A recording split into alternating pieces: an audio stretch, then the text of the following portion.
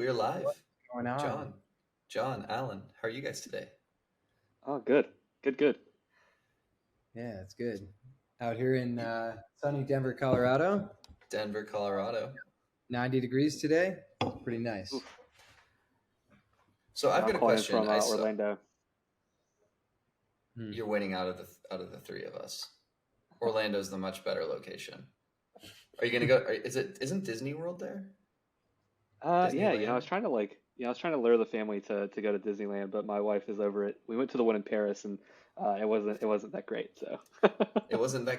Why wasn't it that great? What's It's- difference between like Disneyland in Paris and Disneyland here? Oh man, I don't know. Just having a newborn is tough. So. I think you also lost your wallet that week, Alan. Yeah, what an adventure. But that's a longer story for a different time, I guess. Yeah, different time. And John, I got a question. I saw a. Oh, by the way, cheers, boys. Cheers. Cheers. Cheers. Cheers. Cheers. I hope no one at ECC looks at my work calendar because it's obviously got like what time we're doing this at. Like I'll post this probably next week, but if they see like I was drinking this early in the afternoon, don't think they'd be happy. But alas, we are here. John, so in Denver, I saw someone tweet recently that you can start vaping shrooms. When do you think shrooms are going to be legalized in Denver? I can't speak to that. I've just seen some of those DMT cartridges at music festivals, but I don't partake. DMT cartridges? They put them in those little, I don't know what it is, little cartridges. Isn't that the thing? Like you go to Peru and you take it and you can't talk for like 48 hours, and it's like it takes you to another world. Mescaline or peyote or something. But Ugh. yeah, I think I based on the reaction of my buddy who was there at the festival, I would say yeah, he was definitely in another universe. So I can't speak. I do know medicinal, well, psilocybin mushrooms are decriminalized in Denver specifically. So you can take if you got shrooms and like, well, you can't take them, you can't transport them over state. That's the weirdest part. So if someone was selling shrooms or growing them and you got them, you can't get busted for that. I think you can get busted. The DA can't criminalize it, so they can't charge you with anything. So you might pay a fine or something, but you can't go on your record. I don't really know. That's not. And they take it away. I just know it's decriminalized here, and so yeah, there's good amount of mushrooms at Red Rock shows and stuff like that. So all right, I want to get I've never done it before. I want to get the vaping cartridge. I saw someone tweet that, and I want to do that. Out of all the things like I want to do in my life, that is probably, I'd say, like 13th on the list. It's not even in the top 10. Well ordered catalog list. On the list I just made up right now. Okay. All right, guys, welcome to one intro. Welcome to the podcast. This is the third episode here, and brought you guys on to talk about Railgun and private Pri-Fi. But before we dive into all that, like, just give you both a chance to introduce yourself to people who may not know who you are and what you guys are currently working on. Yeah, John, why don't you go first? Okay, sounds good. Yeah, my name's John, the real JMJ in Telegram and Twitter. I head up the product side for the Railgun project team in the DAO, as well as help to organize a lot of the engineering efforts that we do both internally and with collaborative teams externally. Nice. And yeah, I'm Alan. I guess on like Twitter, Telegram, and Discord, I am alter egoed as Railaleluia Churchgoer, the resident DAO janitor. I focus more on everything that isn't development. So that is, everything from, writing articles, taking and coordinating our community, helping develop website, marketing materials, everything that's not coding in order to, basically pave the way for these guys to be able to focus on coding and not like the menial tasks. So, we call this like, janitorial work. It's always busy. There's a lot of it, and it's frequently underappreciated, but I'm excited to be here doing it.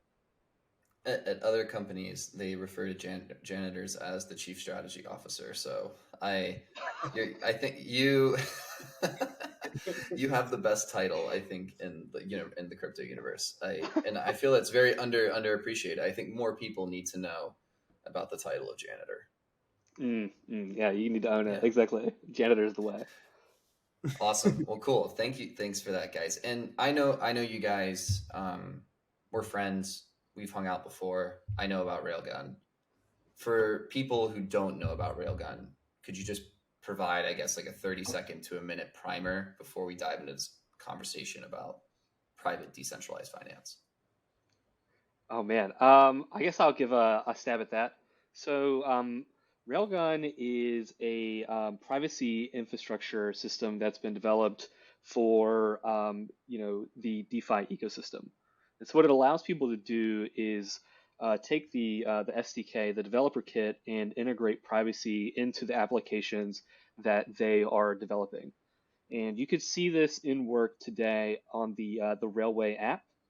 There's a team who developed a wallet application called Railway, and this has the Railgun SDK, littered all through it, so you can actually take and hold tokens privately. And this is like any ERC token that you would like, and you can transact those, so send them to other people.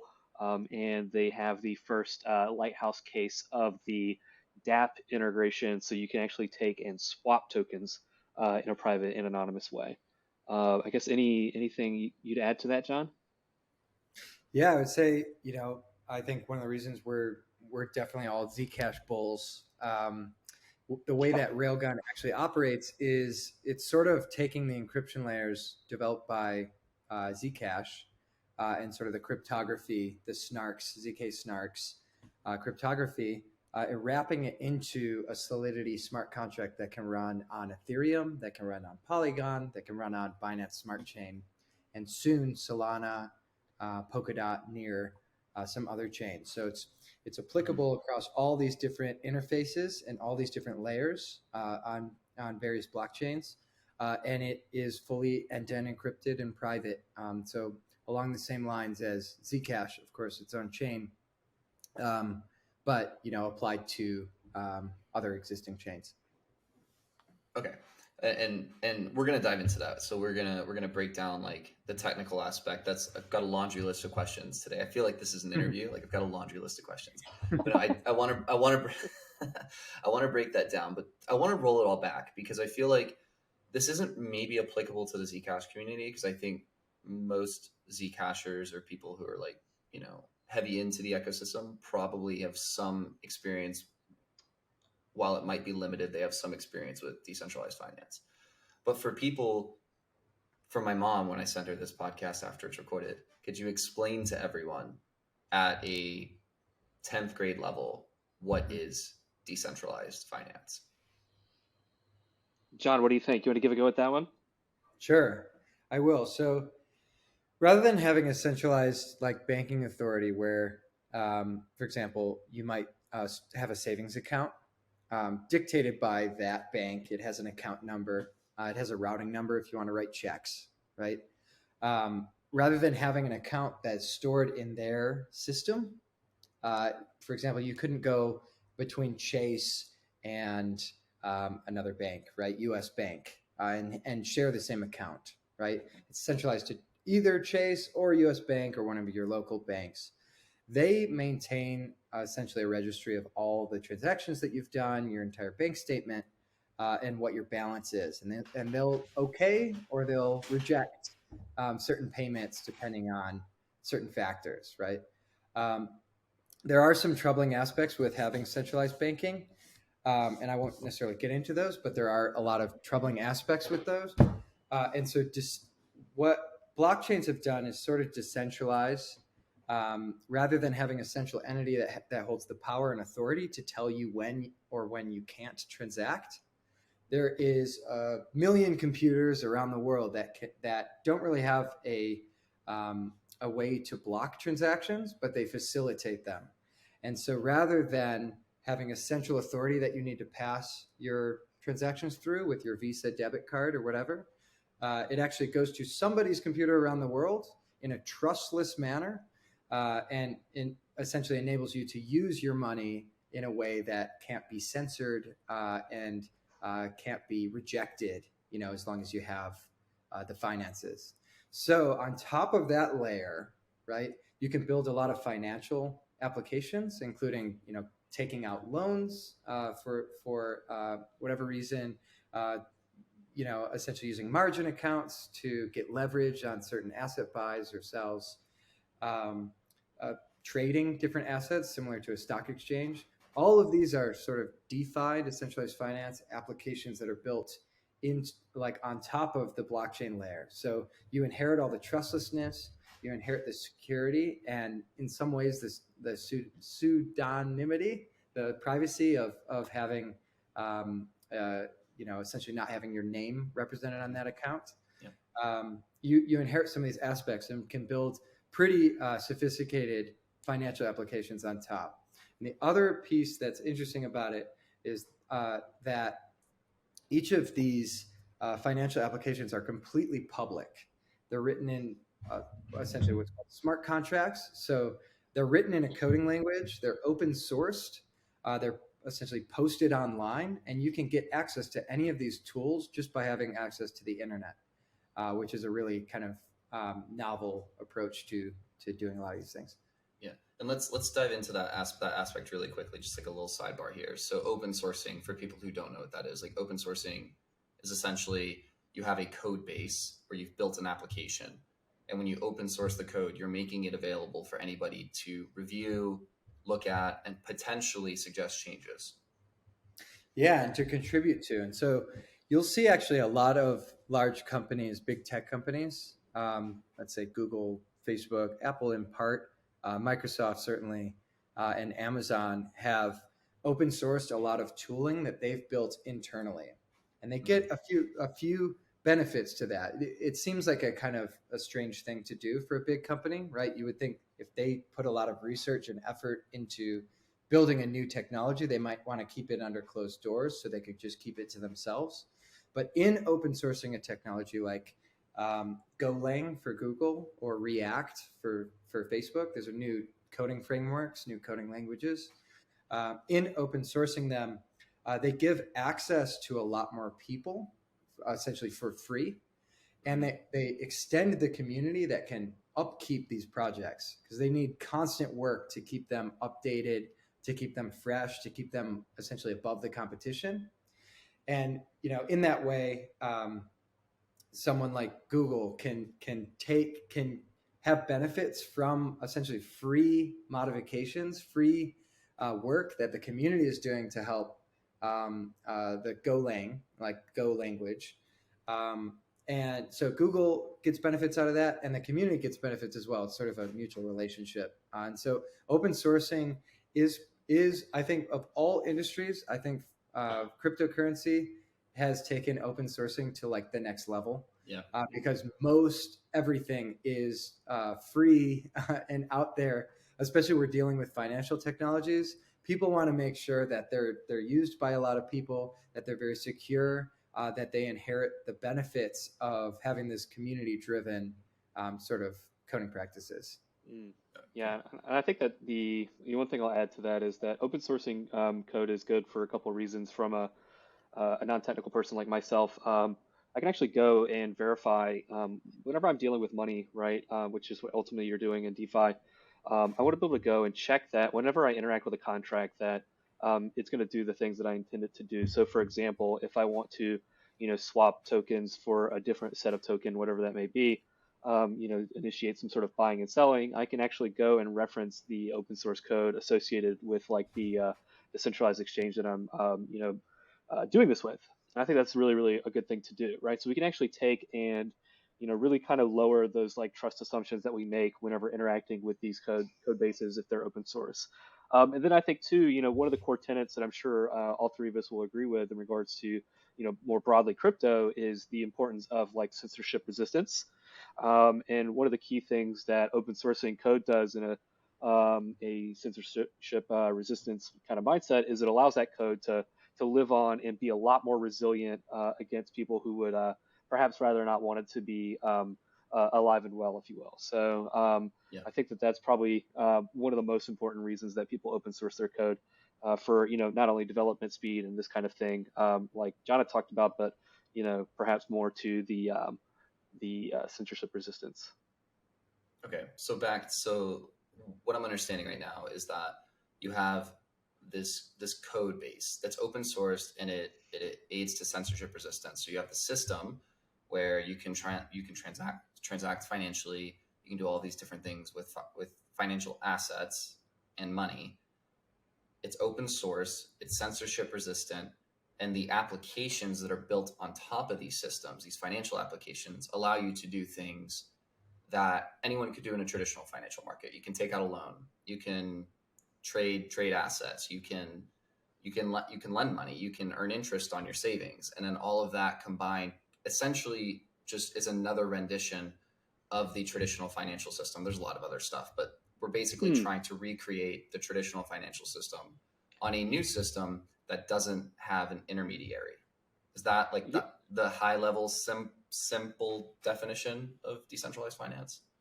yeah, I would say that's a pretty fair assessment, and from like a pragmatic standpoint, I live in a country where it's pretty easy to get access to banking, right? I can very easily get a loan on a house. I can choose to lease a car or finance the car, or I could even do a balloon.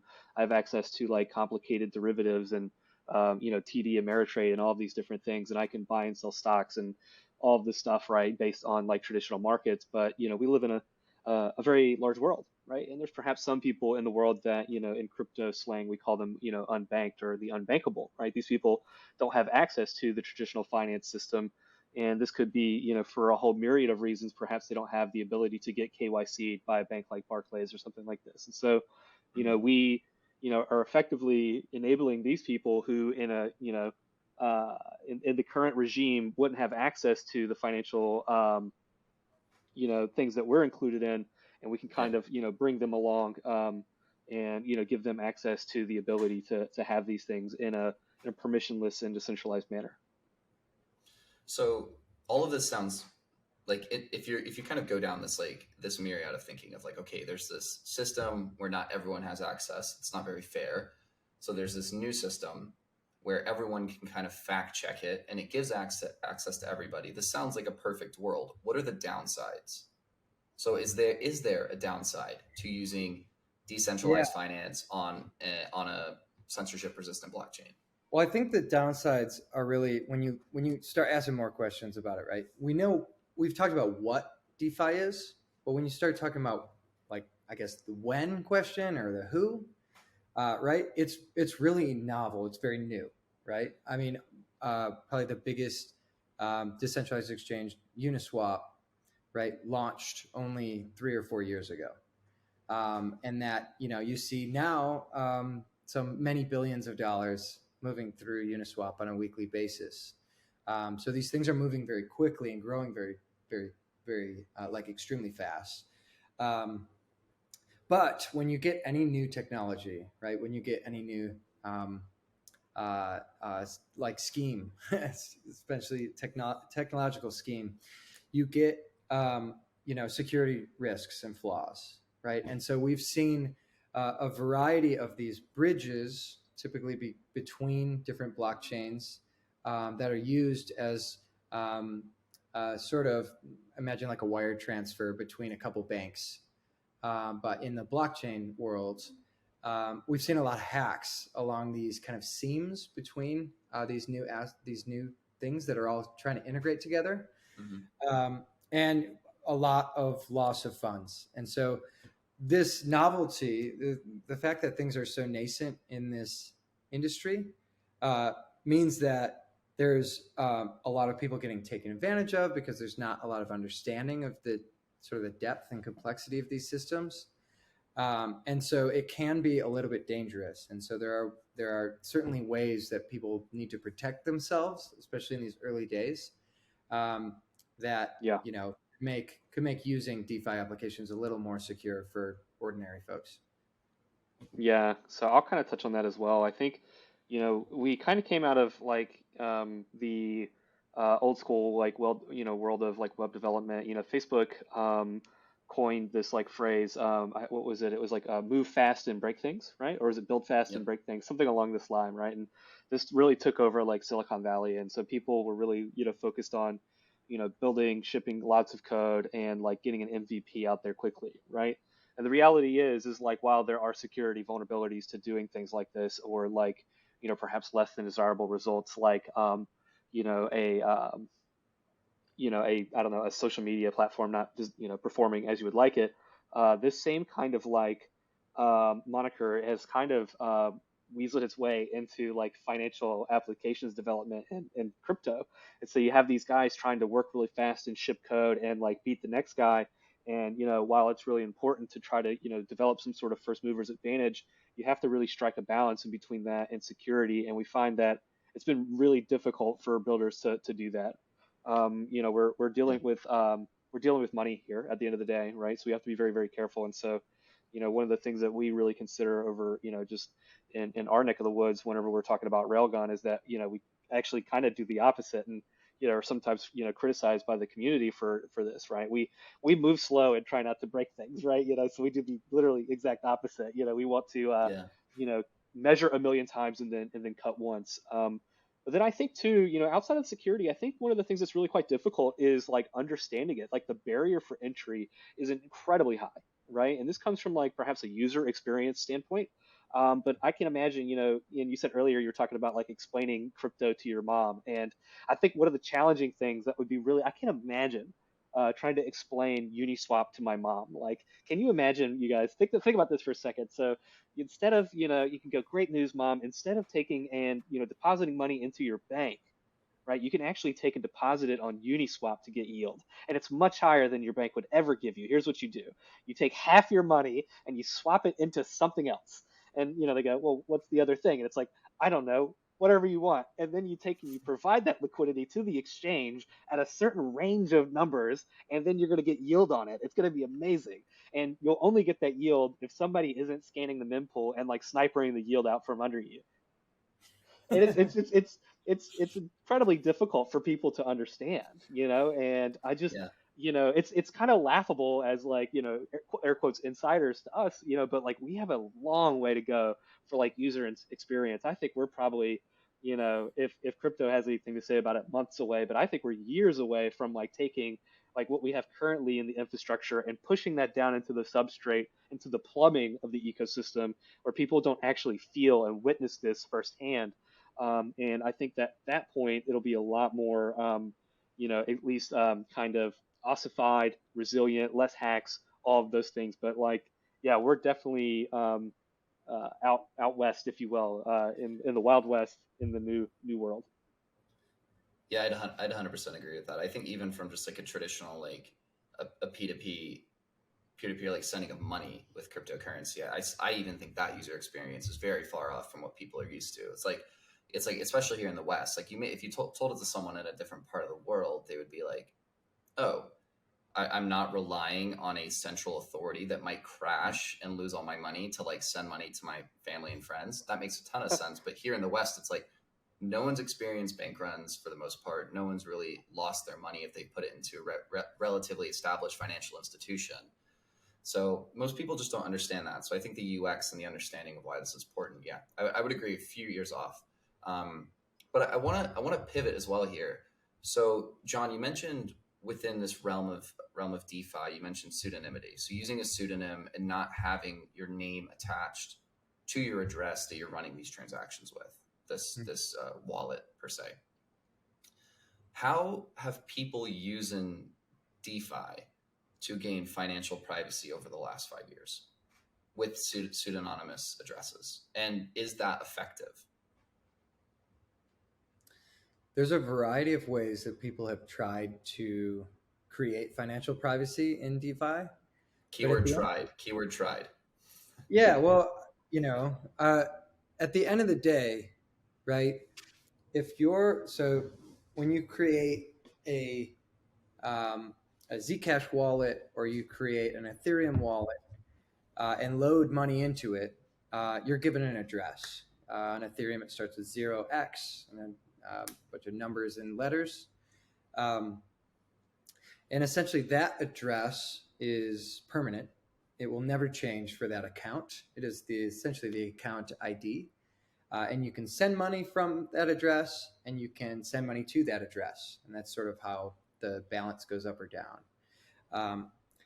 That address by itself has no relation to your own identity, right? It doesn't have your social security number encoded in it. It doesn't have your name, listed, or your email. There's no real way to tie it to you, unless you were to tie it to yourself, right?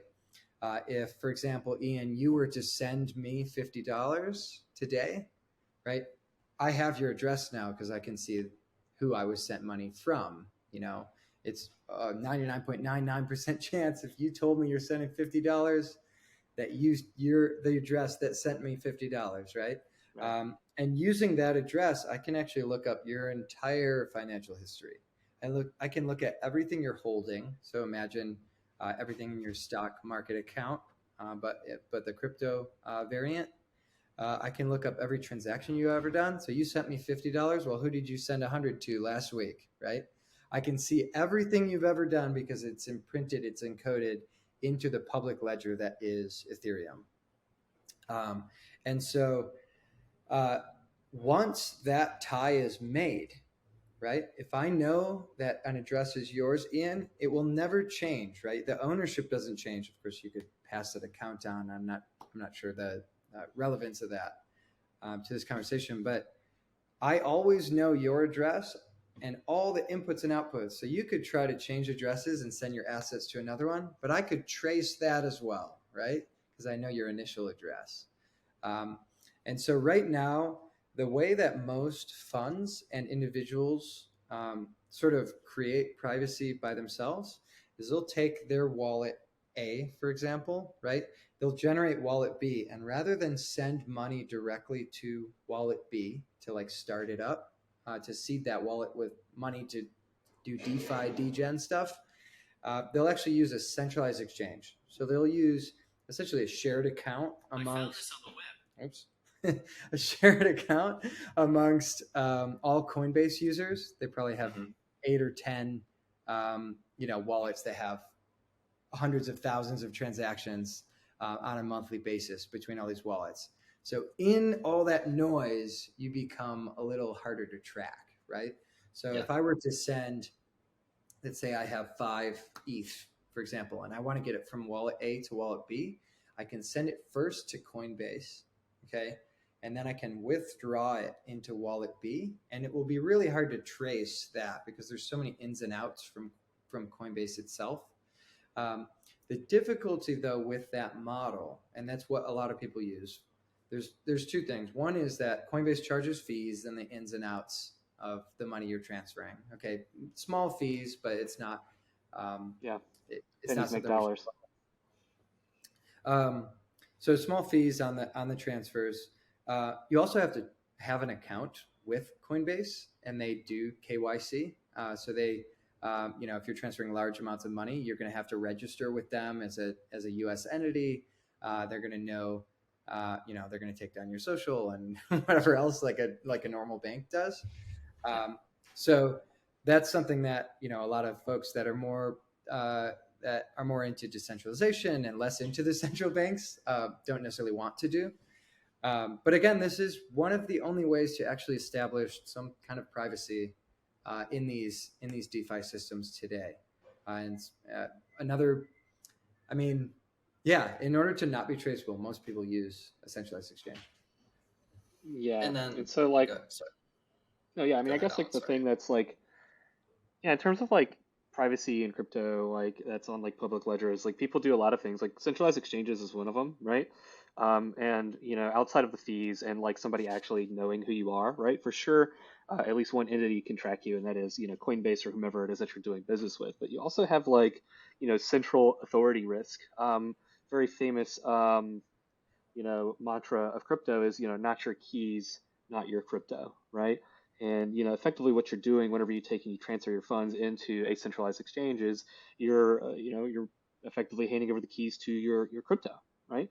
And this can be all your money in the world, right? And if history tells us anything, is that it frequently repeats itself. And it started with Mt. Gox got hacked, but you also have like crypto.com, you got Bitmart, Liquid, KuCoin, Binance, BitThumb, Bitfinex, the list goes on, right? All of these, centralized exchanges got hacked and lost people's money. They lost their money.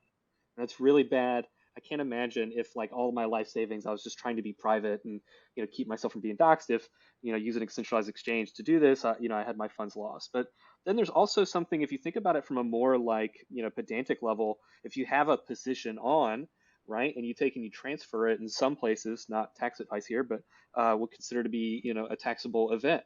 Or maybe you're providing liquidity, like you somehow magically explained it to your mom how to do Uniswap, and she's providing liquidity, wants to get privacy. She has to collapse that position, move it into a centralized exchange, and then reset it up if she wants to continue getting that yield. So there's a lot of like just cumbersome work involved with that, and it gets really interesting when you get to like the institutional level, because they'll start to run even hundreds of wallets in like a robotic way, if you will, to like build positions and try to be anonymous. But frankly, most of this stuff is a stopgap to to privacy. It's kind of I think the easiest way would be to, I don't know, take and Renbridge over into Zcash and use it to be private if that's what you wanted to do. But it's really quite difficult to have that in DeFi in today's world, I think. And there's security risks with that as well, right? Like if you're trying to, let's say, shield your Ethereum for, let's say, a month, right? Let's say a month. You take your Ethereum, you move it over via Renbridge to Zcash into a Zcash shielded wallet. There's a variety of different security risks there. One is the value of Zcash going to correlate exactly with the value of Ethereum. So are you going to lose or gain Ethereum? That's a risk that you have to take. And then also, it's if you're transferring in $1,000 and then 3 months later or a month later you transfer out $1,000, all of these chain surveillance companies are able to track that and very easily decipher who is transferring $1,000 in and out of the Renbridge via Zcash. So like, Yeah. I said this last night. I was like, if you're going to use Ren, move Zcash into a wallet and don't touch it, or move Zcash to Ethereum and then never move it back. Right? Like you can't kind of like mix the transactions, because Yeah, if you I do probably that agree with over that. if you do that over the course of a longer period of time, unless you have really good operational security, like I guess skills, you're putting a Right. big risk of doxing yourself if you're doing the transactions quite frequently. So Yeah.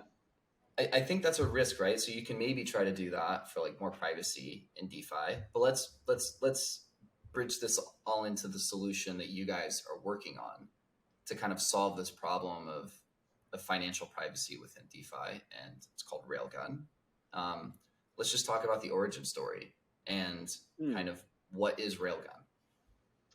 Yeah, so Railgun was originally ideated in a white paper in late 2020, and effectively what this white paper outlined was that you could take like new cryptography standards and some of the EIPs, the Ethereum Improvement, I guess, are they proposals? I can't remember what the P stands for. Anyway, suffice it to say, you could take like these different primitives and put them together to finally build a truly on-chain privacy solution. And what I mean by on-chain is that you don't have to compromise and use some sort of like centralized service, or like some sort of like external like bridging mechanism, or like a different chain or something like that. You could do it all with smart contract logic on-chain.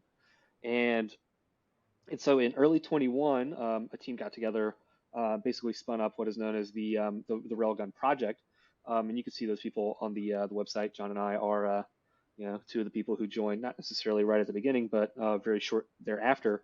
But right at the beginning, there was a lot of ideation on how this could come together. So everyone was, Hisham, Kai, and a few other folks, took and got together, and basically. Started hashing out, if you will, no pun intended, how to take and build a privacy solution on chain using cryptography. Came down to the solution that we have today, which is the current smart contract system that's deployed. And so Railgun originally had a beta that got deployed last summer, and then a V1 contract which was deployed, I guess, just shy of 90 days ago or something like that.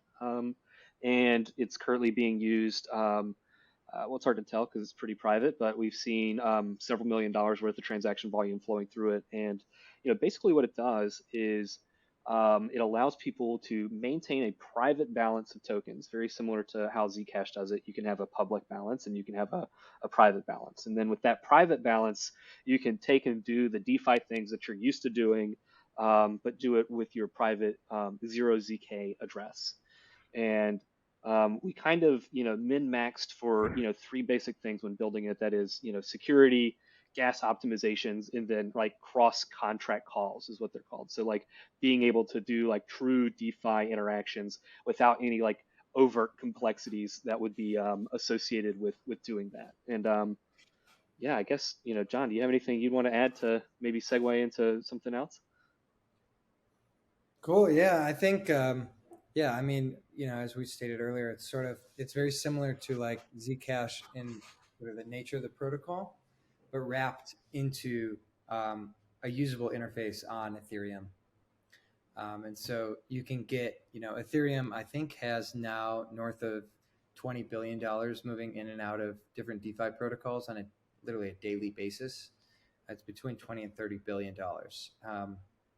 Which of course is a lot of money, and it's all moving between all these public addresses, so it's traceable. There are literally companies, Nansen,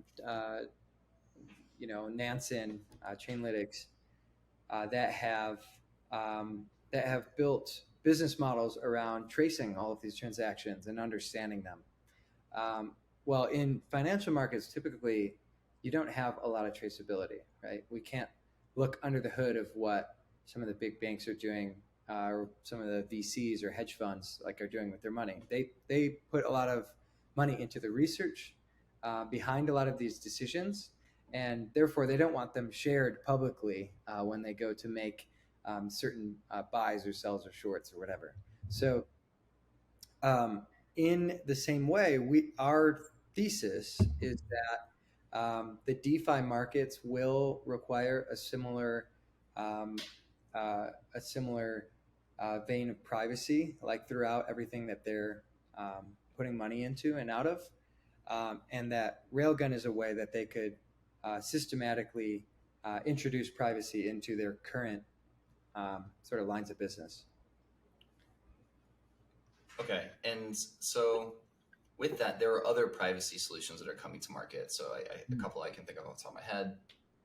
I know like Aztec is somebody within Ethereum that's building, I don't know if something similar, but I think they're doing it at the layer 2 level. I think ZK Sync, which is a ZK rollup to Ethereum, has privacy on their roadmap after they solve for scalability.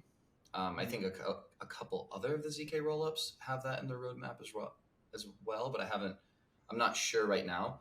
What's the value prop for Railgun? And again, we're talking specifically to Ethereum right now, but correct me if I'm wrong. I think you mentioned this earlier. It's on Polygon, Ethereum, Binance Smart Chain, and potentially Solana. I think I'm missing one as well. So later, Solana, Near, and Polkadot. Okay. Yeah. Okay. So what's the value prop versus these other solutions that are currently coming to market?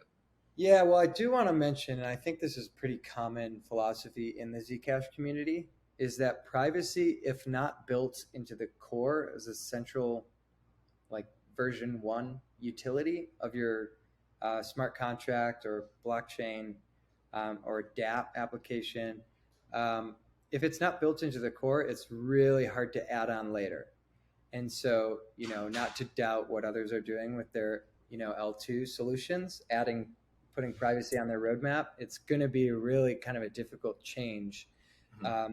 But when we look at one like Aztec, which is an L2, which is privacy focused, they are a roll up. And so one difficulty with a roll up is that you inherit all the security risks of the L1, the Ethereum, right? They're sort of a layer built on top of that sends transactions down into Ethereum. So you inherit all the security risks of Ethereum, which at the current time seem low. I'm sure there are vulnerabilities that will be patched, but at least it stood the test of time. Mm-hmm. Plus, you inherit all of the L2 vulnerabilities. So they're building their own essentially blockchain system on top of Ethereum, right? And so if you're going to transact within that layer, you have a lot of, a wider array of like security attack vectors. Yep. So that's one thing that kind of goes against the L2 philosophy and something that feeds into Railgun's build out. We're building something that is layer 1 native. So it was very difficult to actually build it to be instrumented within that system. As I said, building privacy as an afterthought is very difficult. Well, this, privacy isn't built into Ethereum natively. And Railgun sort of engineered it to be native on Ethereum. Very difficult to pull that off, and it's taken a long time to get to this point. But it is native on those chains, so you don't have the security vulnerabilities that go all the way up into an L2. Now, L2s are meant to be fast, well, relatively fast. They're meant to be very cheap, right? They're meant to be, I guess, medium speed, and it depends on sort of the implementation details. Ethereum natively is going to be the fastest. Things essentially get bundled. You can imagine an L2 like stacking 100 transactions and then submitting them all as a batch. Yep. And then the L1 verifies that batch of transactions, and then it gets verified on the L2. Yeah, that's right. And so you only really pay Ethereum gas fees once for this batch. So it reduces, it sort of amortizes all the fees for each of those people in the batch, so that they're all paying $1 instead of 100 for the total batch. And so the fees are much lower, but you might be in a situation where you have to wait for that batch to get filled up. And so on Aztec, for example, I think it's every 6 hours they have an automated like batch fulfillment, and so you could be waiting up to that time limit. In practice, there are mechanisms in place, I think, to speed that process up, but in theory, it could be a longer waiting time than an L1 solution, and so. There are trade-offs here. Railgun is a little bit expensive to use. Everything on Ethereum native is pretty expensive. If you're going to use the Polygon variant of Railgun, it's pretty cheap, as Polygon is. But it's all these trade-offs depending on what sort of institution level you're at.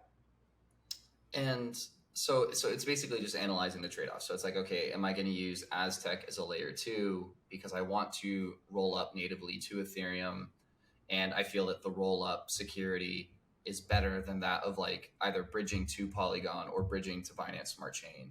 So it's just like, as someone, and this is more relative to like Ethereum native people, you just have to analyze the trade-offs of the various things that that are happening.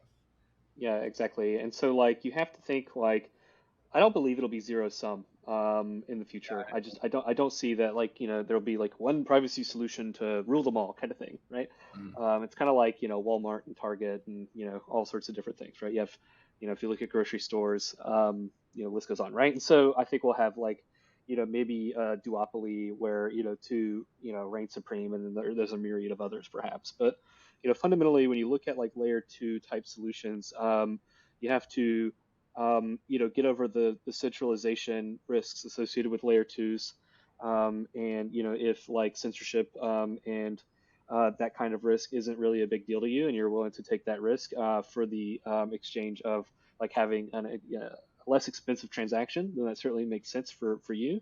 But if the converse is true and you're willing to pay a little bit more to have a transaction happen directly on the base layer in exchange for like the ultimate security of that base layer, then you're going to do that, right? And so I think that there'll be some things where people are maybe perhaps okay with using layer 2s, but there'll be other circumstances where people just uncompromisingly so want to have that layer 1 security, and so they opt to use maybe Railgun or whatever other L1 type privacy solution is out there. Okay. Awesome. I want to segue because I've thought of a question I think will be relevant for people trying to like visualize this.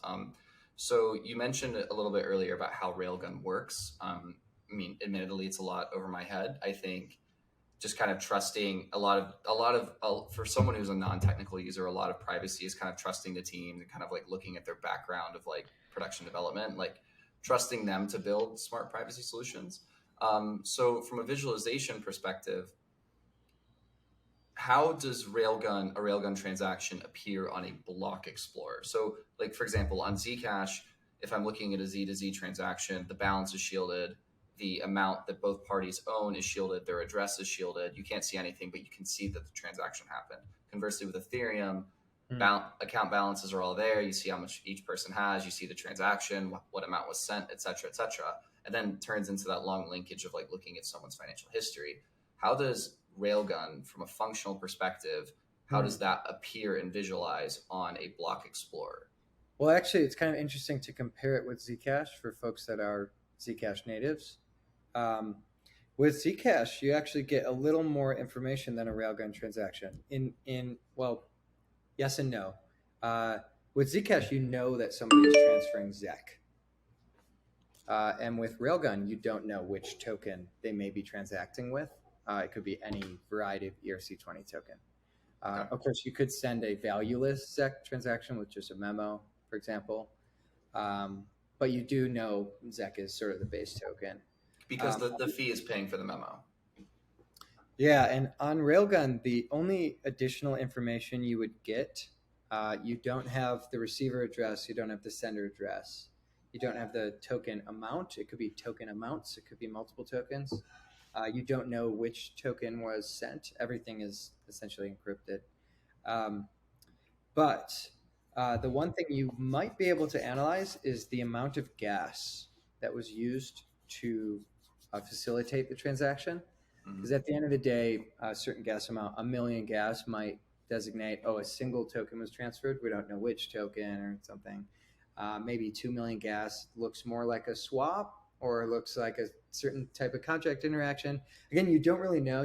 These are things, though, that you could use to build a story, build a narrative, which, again, in a privacy-centric ecosystem, you don't want to allow anyone to really build narratives about your transaction history. So those are kind of the differentiators there.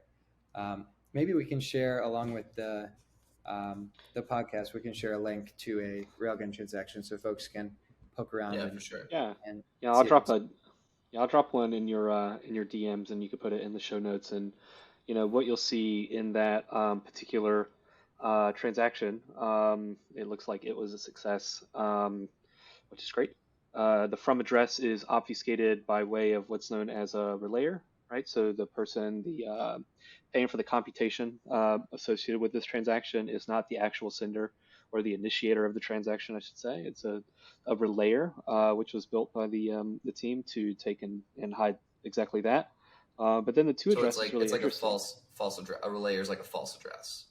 Yeah, exactly right. It's basically, there's somebody else out there who is signing transactions on behalf of other users, right?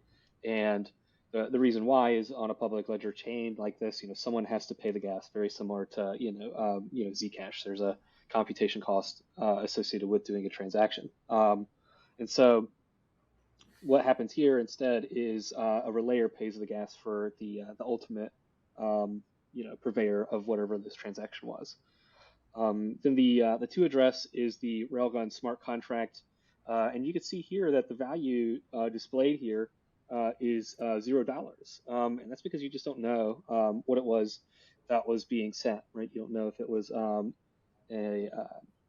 million or two, right? You have no way to tell, and if you click more, you could see how much gas was spent, but all of the input data is just a bunch of garbly goop that no one can actually effectively decode. And so, that in the show notes will be, a wholly private transaction by way of Railgun on a, public ledger blockchain.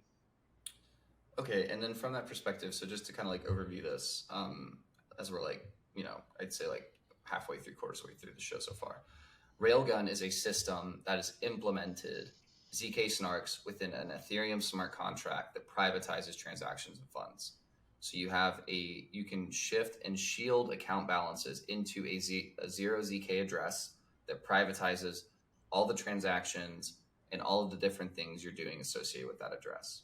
When you run a address, you are running the transaction within that smart contract. But to make that transaction happen on the public ledger, which is Ethereum, you send that transaction to you send the gas fees to, or the transaction to a relayer that then will it do multiple transactions? Will it do just one transaction? Like, and how is the relayer determined? Like, is it just automatically, like, is it an algorithm? Is it someone choosing to be one? Is it like the system giving people funds? Like, how do you become a relayer? What is, like, Those are great questions. Yeah. So a relayer, at the end of the day, they're running a server from open source code that the Railgun team has published. And so if you want to be a relayer, Ian, you would essentially download this code, you would run a command, and it would spin up a server and start relaying transactions with your wallet. So it's kind of like a node.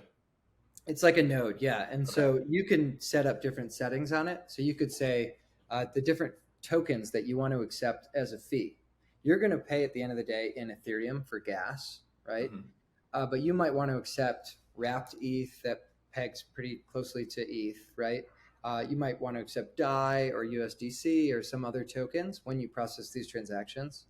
And your relayer is going to automatically figure out what the token prices are, automatically calculate a little bit of profit margin for you, and that's configurable. And it broadcasts these fees out. So it's just sending out to the network. It's sending, hey, if you want to pay with DAI, the price to ETH is what, $1,600. All right, we're going to add a little bit, $1,650 per ETH if you want to pay in DAI, right? And you're just broadcasting that out via your relayer. Okay. So the Railway wallet, for example, uses some of the relayer client tech that the Railgun team has built on the other end, right? It captures all these fees from different relayers, and it figures out, hey, if I want to pay in DAI, Ian is actually the cheapest right now. He's $1,650, Alan's $1,680. This other relayer is $1,700, right? We're going to choose the lowest fee, and that's automated underneath. And so when you go to submit and pay in DAI, essentially what the Railway wallet will do is it will calculate what is the estimate for the gas costs in ETH. It will translate that to the fee payment that it needs to pay, right, Ian, for your relaying services, and it will package that into the transaction. So essentially the header of the transaction pays you a fee, and the rest of the transaction does whatever else I want it to do, right? Okay, that makes sense. That transaction, when I send that transaction from my wallet over to yours, it is encrypted. It includes a snark proof in that transaction. You will only be able to read a small piece of it because of the way the proofs are generated, because of the way that transaction is encrypted. You'll be able to read that header that says, hey, you're getting a fee. You're getting $30 of DAI or whatever to submit this $25 transaction. That's great. You're like, oh, perfect. I'll just send it on, right? The rest of the transaction, you can't decrypt at all. So as a relayer, essentially you can only read the note that's assigned to you, and the rest of the transaction, whether it's a swap or an unshield or a transfer or any number of DeFi activities, you won't be able to read what that person is doing, but you pass it on to the blockchain because you know you're getting a fee. Okay, and so I feel like I'm going way too deep on this, but from a trust perspective, it's kind of like, let's compare this, right? So if you're running, I'm more familiar, I've been listening to a lot of Bitcoin podcasts recently, I don't know why, but like with Bitcoin and with any other, I guess, system, when you're running a transaction, if you're not running a node, you are trusting another node to verify the transactions, right? So there's a trust element when you're not running your own node. You're self-custodying your funds and whatever, but if you're not running your own node, there's like this trust vector. So with this, there is somewhat of this trust element that these relayers are going to submit the transactions. So my question, and that's not necessarily bad. I think that's just how most people are going to use. I don't think everyone in the world is going to run a node. So I think like most people are going to rely on different nodes and different systems to verify transactions. So my question is, can a relayer block certain transactions? Do they know the 0ZK address? You said you can only see that you're getting a fee. So I'm asking, is there any way for relayers to block transactions of people they just might not like, or they might be pressured to block or whatever? Is there any chance of that? So a relayer cannot see who is sending the transaction at all. They can't see the 0ZK address. They can't see their IP address. We use a system called Waku, developed by the engineers at Status IM, to essentially, similar to onion routing on Tor, where essentially your message to the relayer hops along a few different nodes before it hits the actual relayer it was intended for. And so all along that way, and it's encrypted with the relayer's key, meaning that they're the only one that can actually decrypt it. No one else along the network will be able to. But since it hops along these nodes, the relayer would have a really hard time knowing its origin, right? Knowing where it came from. Okay. They can't know the IP address of the origin. And so they don't know your location. They really only know the time of day that you sent it because it's almost immediate. And so based on that information, like, do you want to block transactions? I think as long as the relayers know they're getting paid, they basically are incentivized to send them on. And it's really hard to block them anyways. Yeah, go ahead. Yeah, Alan, sorry. I think too, what's worth noting here is that if like the relayer tried to manipulate the transaction in any way, let's say they wanted to like maybe steal the funds or send them somewhere else or do something nefarious, they'd be effectively trying to manipulate a snark proof that has been generated by you, the client, or excuse me, your private keys. And so if they tried to take and manipulate that snark proof, it would come back as an invalid snark, right? And so the transaction would revert. And it's actually, there'd be a penalty associated with this because they would actually have to pay the gas to try to submit this, this fraudulent proof, right? And so in that way, this system is really trustless and actually punitive to anybody who's trying to be nefarious. And I think secondly, you could maybe think about another risk vector. Like what if you generated this snark proof and the real JMJ relayer was the cheapest one, right? And he gets a hold of this transaction and he just refuses to submit it. He's just like, I'm not going to submit it.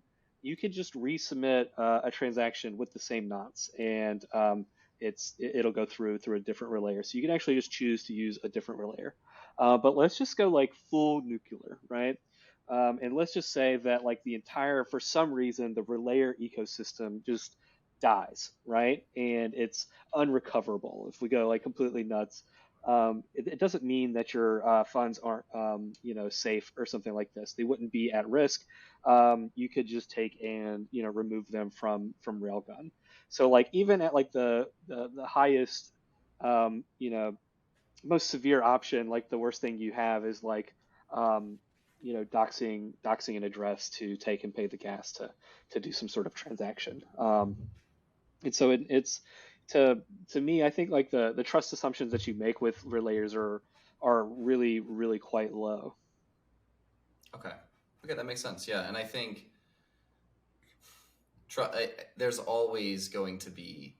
I think this idea of trustlessness, I don't think trustlessness is binary. Like I don't think decentralization is binary. I don't think privacy is binary. Mm-hmm. So I think this idea of trustlessness is like, are we achieving the maximum amount of trustlessness that we are possibly capable within a certain system? And yeah, okay, cool, awesome. I want to shift again because I did see a couple of questions. So I want to ask a couple more questions before we part ways today.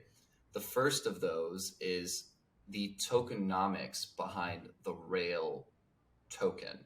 So a lot of tokens have certain properties about them that would enable value appreciation, and some tokens don't. Some tokens don't have great tokenomics, so they're within a good system that has a good application, but the tokenomics don't necessarily reward the people who are staking and holding the token. So with the Rail token itself, what is at a very high level, like the general tokenomics, and what's the reward for being a staker? Man, it's so funny. We were just talking about this today on our like Discord. We call it like a weekly DAO load, and we actually have a new governance proposal that's about to drop pretty soon here, where it will take and reward people who stake the governance token Rail for their participation in governance. So in other words, if you're staking the token, you'll get a yield from the Railgun treasury. And so what's really cool about that is the treasury has a whole like magnitude of tokens, but primarily it's in what DAI, Rail, and then Wrapped ETH, I think, is in the treasury. And it'll actually pay out like the natural assets in the treasury. So it'll be a really attractive yield when it comes. But primarily, the purpose of the Rail token is to take and deal with the needs of the DAO, whether that be the initial deployment of the Railgun smart contract, which was done by way of governance vote. In other words, there was some contract logic that was submitted to the DAO, and we, as a plebiscite, voted whether or not that would be deployed. And we made big jokes about it last year that maybe the competition would buy up a lot of tokens and vote no, and there would be no Railgun, but that didn't happen. Everybody, we got a good yes vote, resounding thumbs up from the community, and so they control the contracts associated with the privacy system. So if there's ever any sort of like upgrades or changes to the system that need to happen, they'll vote yes or no to that. They control the treasury funds, which currently are, I guess, right at $8 million in there at this exact moment. And so they can take and choose to pay grants to developers, pay for marketing. I don't know, send it to the moon, whatever it may be. Maybe buy a football stadium like FTX if we get rich enough. And we will, always let the DAO decide. And so primarily it's a governance token, but there will be, I think, some very interesting and appealing active governors rewards that should drop, sometime towards the end of the year, which will be really exciting for everybody who's been participating thus far in the DAO.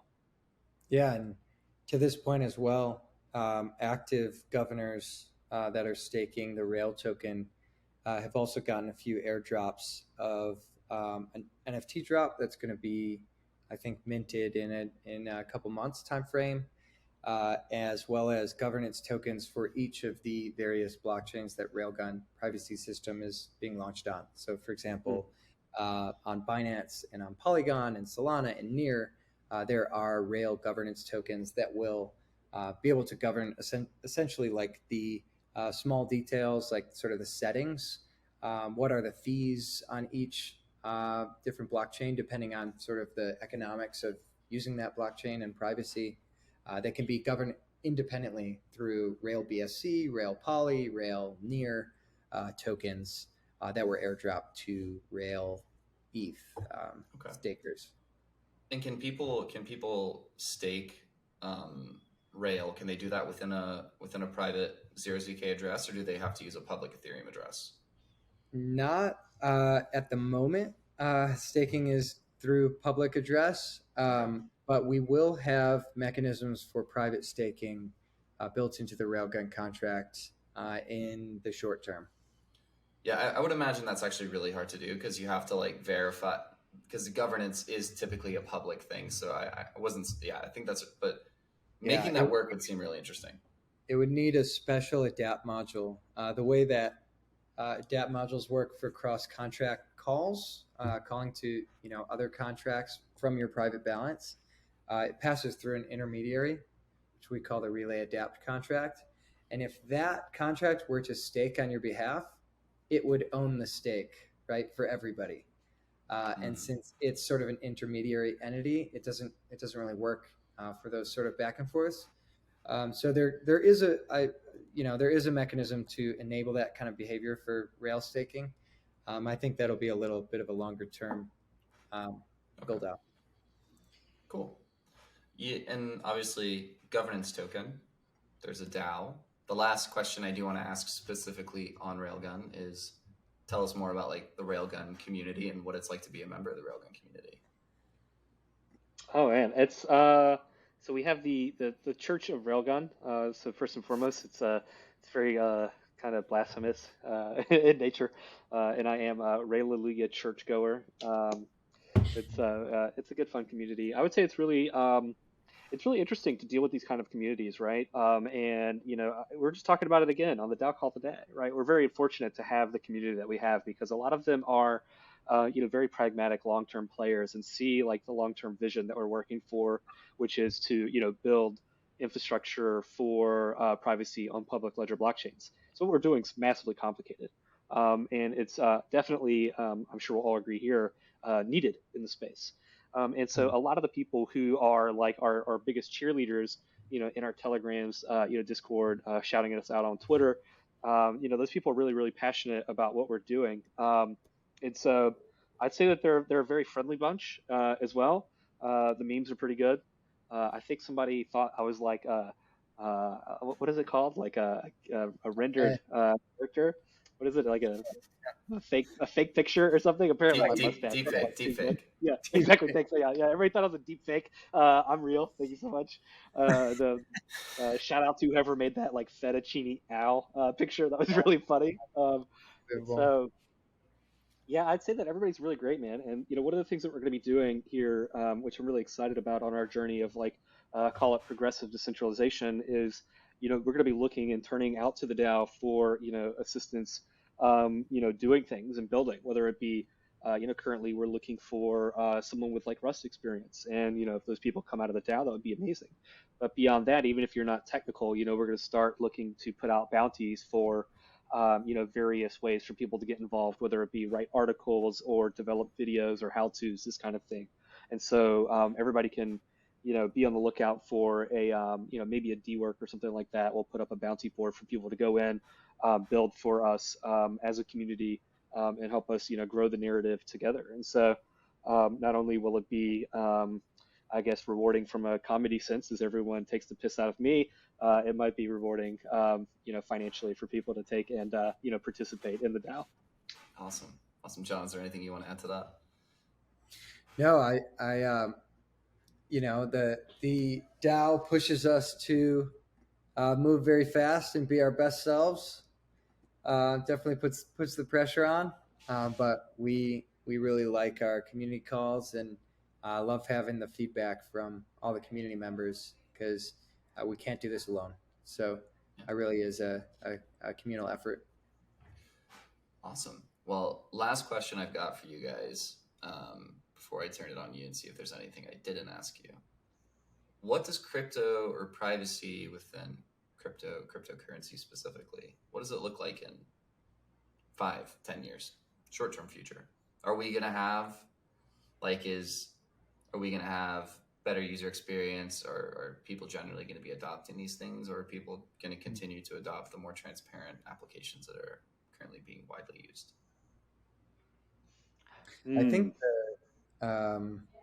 I think DeFi in general is going to be a gradual increase. Crypto usage in general, I think you're right that current user experiences are, for lack of a better word, abrasive to people that are not familiar with them, right? They feel insecure. I remember sending my first ERC20 transfer to an address and just pressing submit and hoping for the best, right? Yeah, sending it off into the ether, right? There's no undo button. You can't talk to somebody on the phone. And so a lot of these systems that people are used to dealing with through a centralized entity, through a bank, they don't have a lot of the protections, right? They're not FDIC insured on their balances. If you put a wrong character at the end of the address you're sending to, good luck. It's gone. Yeah. It's gone. Yeah. Unless if it goes through, if like you mistype the address, you either send it to a wrong person or it's gone. It won't be recoverable. No. And so I think these things will start to get better, and I think we're doing our best to contribute in that way. I think creating, SDKs that are easy to use for developers to build tools that make experiences better overall, right, is contributing to the system. Open sourcing a lot of our code, again, as we talked about, is a way to benefit many teams and not just our own. And we all sort of build together and stand on the shoulders of giants. I do think, when we look at the timeline, when Ethereum is less than 10 years launched, when we talk about what things will look like in 10 years, it's probably pretty difficult to say. I think we're focused a little more on like what things will look like in 3 to 5 years. And we do think privacy is going to be a bit more on the forefront of what people are doing and what people are thinking about. I think we draw the analogy a lot to the app Signal, which is for encrypted communications. And the fact that Signal came out and was out for a couple years before it kind of got like a lot of fanfare. But Yeah. when the public image came out and people started realizing what the alternative was, the existing alternative, which was unencrypted communications, you soon saw WhatsApp and Instagram and some of the cloud communications tools people are using on a regular basis start to encrypt end to end, right? It became the standard. Of course, cloud communications for these big companies, I mean, they probably had to invest hundreds of millions of dollars to like transform those systems, but they had that money allocated. I do think privacy on blockchain is a little bit of a harder nut to crack, and that the first mover advantage in this space, if it does turn out like Signal, is going to have preferential treatment to the folks that were native in the beginning and thinking about this early in these, call it early privacy days for blockchains. Yeah, I would agree with all of that, and I would add that are you guys familiar with like GeoCities? Does that ring a bell for anybody here? Yeah. So if it doesn't ring a bell for you, I'll tell you, GeoCities is like how people used to build like websites way back in the day, and they're like these very like rudimentary no, not rudimentary, shitty websites. They're really bad, right? Everybody built these really bad websites by themselves. They're absolutely abysmal and like they look like crap. I hope I never stumble upon the ones that I've made ever again. And that's where we are in crypto today, in my opinion, in DeFi today. And we have a long way to go until we're in the world of like Oculus, if you will. And I think that like the things that we're building today will ultimately become like the infrastructure of the future of DeFi, right? I think it'll be wholly different in 5 years, let alone 10. I mean, I think it's going to be absolutely insane at the rate that we're speed running today. I think that we'll definitely have like a totally different landscape. And I think that we've had a lot of questions very recently. If you're listening to this, recording in, sometime in August, September, wherever it is in 2022, right? We've had some really interesting questions asked about privacy and open source code in general, right? The U.S. Treasury sanctions. I think we'd have to have another podcast in order to sit and talk about those. But suffice it to say, there's been a lot of regulatory headwind associated with privacy and open source code in general in crypto. Very, very broad implications being made by very wide brush by these regulators. And so I think that one of the things that we'll see in the future is a lot more consideration for how to handle that. And I think perhaps this is like that initial spark that back in, if I equivocate it to something, maybe in like the early 90s where we saw like the crypto wars take off and the battle for strong encryption for the regular citizens of the world took off. Maybe this is that point for us, and we can see this as an inflection point for us to really fight for what our civil liberties mean.